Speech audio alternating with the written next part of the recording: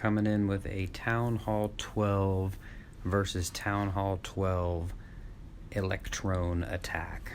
So army composition we're going with is a fairly small crew, a pair of lava hounds, 2 baby dragons, 20 minions, and 32 balloons.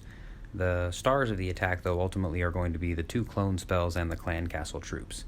So the idea for this attack is to dump a battle blimp and get it in toward the core where the archer queen and the clan castle troops are at, have that pop, dump a rage spell with a pair of clones, and watch the core of the base get decimated, then circle back and clean up the rest of it with the hounds and the balloons. So the base in question here is going to be their number 5 base, which we have some easy-ish comparison here in that these are level 11 archer towers. So this is actually not always going to be an easy 3-star type of attack, but I'll be a little bit disappointed if I don't, just because these are such weaker troops. Now, level 5 expos, not terrible, but they've got some level 4 expos, and the Inferno Towers are level 6, which are not necessarily a good thing because they can play havoc with Electro Dragons. But the base setup is actually pretty conducive to this attack.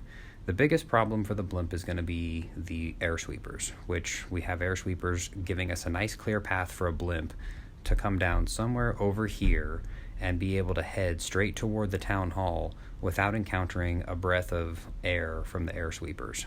And ideally what will happen is the blimp will pop somewhere right around this air sweeper. This archer queen will go down, this inferno tower, this air defense, possibly this air sweeper, and this air defense go down, maybe this air defense. We just blow out a lot of the core. Then we can come back in after the fact with our lava hounds and our balloons to take down the rest of the base. That piece we go a little bit on the fly depending on what pieces get taken down and depending on how much damage our base we can do with the blimp in the core of the base. It's great when we can get the Eagle Artillery because that gives us a lot of time for the balloons. I do have an Earthquake spell in here because when all else fails, a lot of times what I'll do is simply dump an Earthquake spell on top of the Town Hall, spam my balloons in here behind it, and get my Grand Warden in there to just ensure that we get the Town Hall. So the layout of these air defenses make it kind of nice because we don't have to worry about our blimp getting shot down till it's close to the core, where I'm happy for it to die anyway. The only thing we really need to keep an eye out for are going to be black bombs popping us from somewhere along this path in here. Now, a lot of times I'll drop my Barbarian King to take fire from, say, like some Expos and Archer Towers. I'm going to go ahead and put the King in right on this Elixir Collector here with the intent of him heading over toward this workshop after the fact. I don't mind. He might get the Queen's attention and be able to kill the Queen himself. The main thing is this line by the Air Sweeper that you can see running through this Wizard Tower, this Archer Queen's pedestal, and this Archer Tower. That's the line you don't want the balloon to cross, the blimp.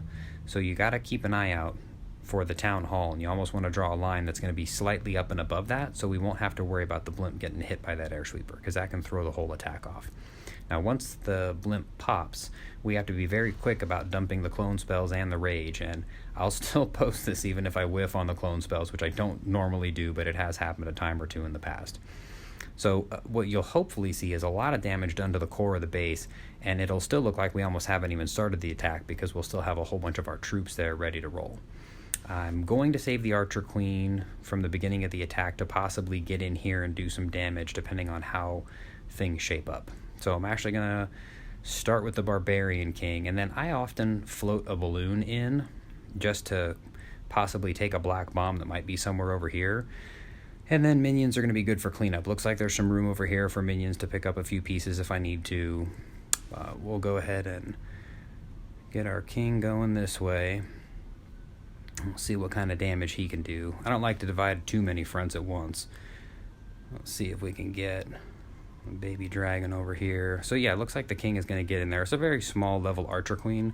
We're not going to have any trouble knocking her out, so that's pretty useful. He actually triggered the clan castle. I probably should have thought about that ahead of time.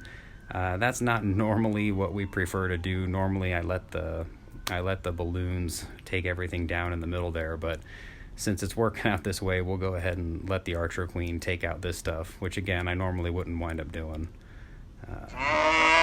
We'll let her go ahead and handle all that, and we'll get the balloon heading in here toward the middle, which there's not as much core to take out as there would have been, and that balloon's going to be able to last pretty far into there. We'll get the 2 clone spells in there, rage spell, lots of stuff going down. Oh, we got caught in a tornado trap, but we got that air defense, possibly we're going to let those guys speed up and hopefully get that single target Inferno Tower.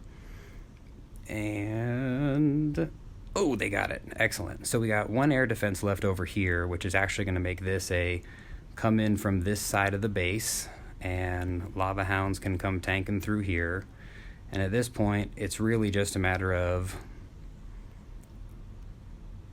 getting our balloons around quick enough to be able to cause the kind of damage that we want, and ideally seeing our Grand Warden get over to that side of the base quick enough.